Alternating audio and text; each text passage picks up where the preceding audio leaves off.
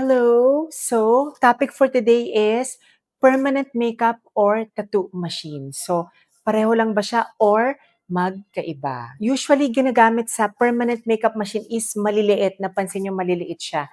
Yun usually yung tinatawag na short or medium stroke. Yan. So, ito nga.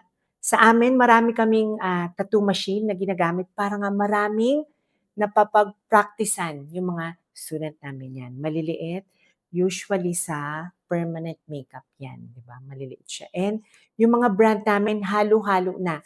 So meron nga kami from US, from Europe, and from Hong Kong, China na mga brand. And very important na malaman nyo, kailangan ma-practice nyo muna yung machine nyo para magamay nyo kung ano yung comfortable sa inyo.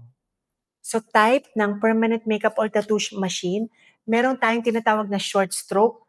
Yan, usually pen type, very popular for permanent makeup. Yan, usually yan maliliit. Short stroke means 1.8 to 2.5 millimeter. Maiikli yung tira niya, short stroke. And usually ang result niya is very soft. So bagay na bagay siya for soft shading and fine lining. Yan. Pero yun nga lang, ang problem doon, kailangan marami kang passes. Then second, nandiyan na yung 2.5 to 3.5 stroke. Medium stroke yung tawag sa kanya. So, flexible siya. Para siyang medium. Medium yung dating. Then last, yan, usually yung malalaki.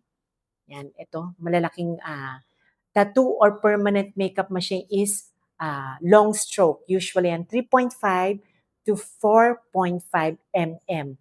Good for packing. So pag ginamit siya, puno agad yung ginagawa sa skin. So very popular for tattoo artists. And important din, kung gusto nyo ba is wireless na, wireless or may wire, no? Yung iba kasi nga, may wire siya, mas tumatagal, mas tumatagal. Ito kasi nga, need pa natin talaga siya i-recharge, usually for 2 to 3 hours bawat session.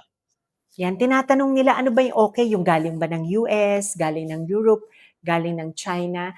So for me, okay naman lahat sa experience ko. Mga machine namin dito, tumatagal siya usually ng 2 years, 3 years, 4 years, 5 years. Depende na lang talaga sa pag-aalaga nyo. Basta of course, wag nyo siyang nilalaglag. So parang sa kotse din yan, Toyota or Chinese brand, i-compare mo sa German brand, both naman nagagamit mo, 'di ba?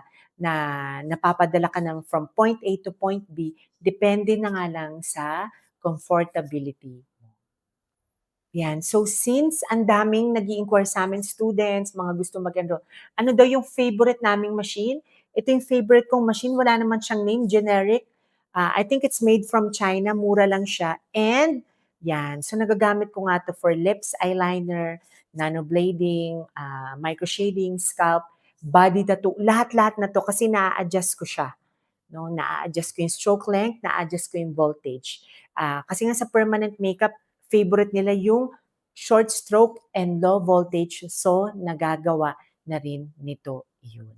Ano ba daw yung machine na good for nanoblading, good for microshading? Sa amin, kahit ano pwede. Kahit long stroke pa yan, short stroke, medium stroke pa siya, high voltage, low voltage. Kasi nga, kami more flexible dito sa academy. Tinuturo talaga namin yung settings.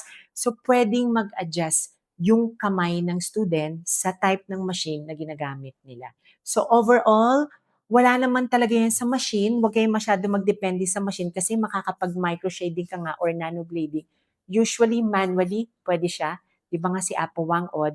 So, kailangan aralin nyo yung machine nyo. Comfortability, it's all about your hand movement talaga.